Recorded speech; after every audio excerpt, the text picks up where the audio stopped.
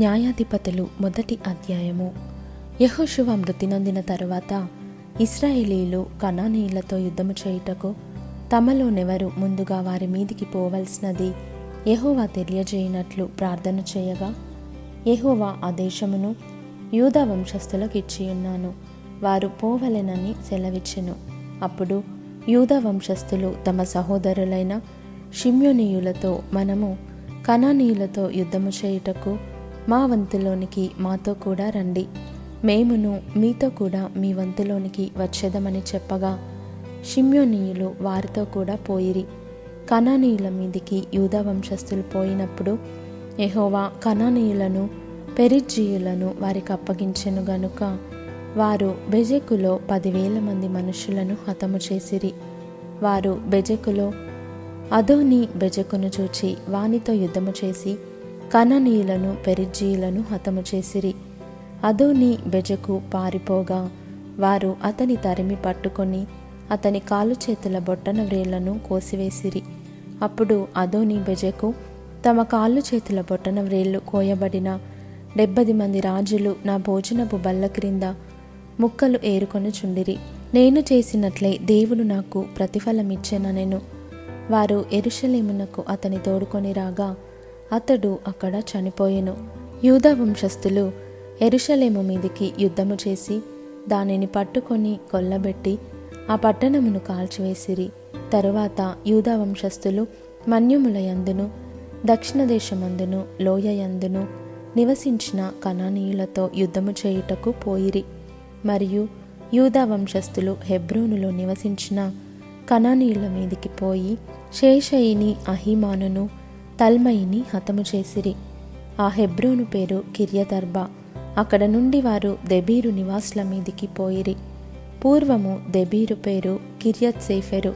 కాలేబు కిర్యత్సేఫెరును పట్టుకొని కొల్లబెట్టువానికి నా కుమార్తె అయిన అక్సాను ఇచ్చి పెండ్లి చేసేదనని చెప్పగా, కాలేబు తమ్ముడైన కనజు కుమారుడగు ఒత్నీయేలు దాని పట్టుకొనెను గనుక కాలేబు తన కుమార్తె అయిన అక్సాను అతనికిచ్చి పెండ్లి చేసెను. ఆమె తన పెనిమిటి ఇంట ప్రవేశించినప్పుడు తన తండ్రిని ఒక పొలము అడుగుటకు అతనిని ప్రేరేపించెను. ఆమె గాడిదను దిగగా కాలేబు నీకేమి కావలెనని అడిగెను. అందుకామె, దీవెన దయచేయుము, నాకు దక్షిణ భూమి ఇచ్చియున్నావు, నీటి మడుగులను కూడా నాకు దయచేయుమనెను. అప్పుడు కాలేబు ఆమెకు మెరక మడుగులను పల్లపు మడుగులను ఇచ్చెను. మోషే మామయ్యైన కేయిను కుమారులు యూదా వంశస్థులతో కూడా ఖర్జూర చెట్ల పట్టణంలో నుండి అరాదు దక్షిణ దిక్కులోని యూదా అరణ్యమునకు వెళ్ళి అక్కడ చేరి ఆ జనముతో నివసించిరి. యూదా వంశస్థులు తమ సహోదరులైన షిమ్యోనీయులతో కూడా పోయి జెఫతులో నివసించిన కనానీయులను హతము చేసి పట్టణమును నిర్మూలము చేసి ఆ పట్టణమునకు హోర్మా అను పేరు పెట్టిరి.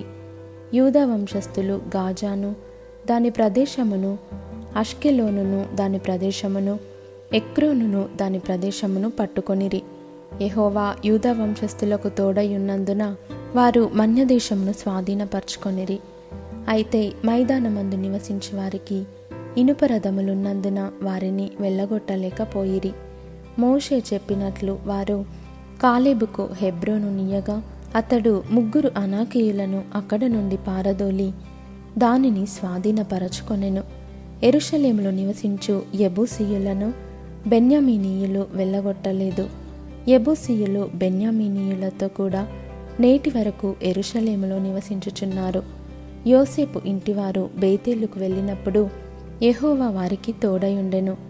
పూర్వము లూజ్ అనబడిన బేతేలును వేగుచూచుటకు యోసేపు ఇంటివారు దూతలను పంపగా ఆ వేగులవారు ఆ పట్టణము నుండి ఒకడు వచ్చుట చూచి, నీవు దయచేసి ఈ పట్టణంలోనికి వెళ్ళు త్రోవను మాకు చూపిన ఎడల మేము మీకు ఉపకారము చేసేదమని చెప్పిరి.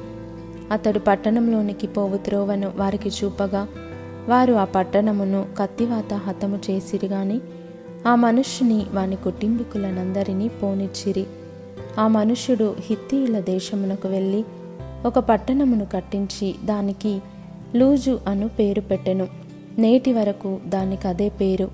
మనష్షీయులు బేత్షెయానును దాని పల్లెలను, తయినాకును దాని పల్లెలను, దోరు నివాసులను, దోరు పల్లెలను, ఇబ్లెయామును దాని పల్లెలను, మెగిద్దో నివాసులను, మెగిద్దో పల్లెలను స్వాధీనపరచుకొనలేదు. ఏలయనగా కనానీయులు ఆ దేశంలో నివసింపవలెనని గట్టి పట్టు పట్టియుండిరి. ఇశ్రాయేలీయులు బలవంతులైన తరువాత వారు కనానీయుల చేత వెట్టి పనులు చేయించుకొనిరి, కానీ వారిని బొత్తిగా వెళ్ళగొట్టలేదు. ఎఫ్రాయిమీయులు గెజెరులో నివసించిన కనానీయులను వెళ్ళగొట్టలేదు. గెజెరులో కనానీయులు వారి మధ్యను నివసించిరి. జెబులూనీయులు కిత్రోను నివాసులను, నహలోలు నివాసులను వెళ్ళగొట్టలేదు.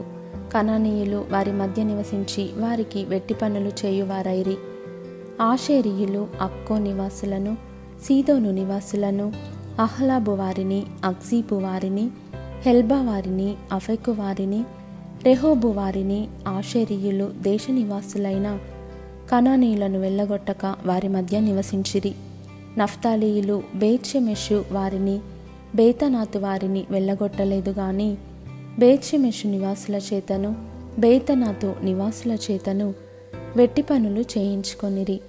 అమోరీయులు దానీయులను పల్లపు దేశమునకు దిగనీయక మన్యమునకు వారిని వెళ్ళగొట్టిరి. అమోరీయులు అయ్యాలోను నందలి హెరెస్సు కొండలోను, షయల్బీములోను నివసింపవలెనని గట్టిపట్టు పట్టి ఉండగా యోసేపు ఇంటివారు బలవంతులై వారి చేత వెట్టి పనులు చేయించుకొనిరి. అమోరీయుల సరిహద్దు అక్రబ్బీము మొదలుకొని హస్సెల వరకు వ్యాపించెను.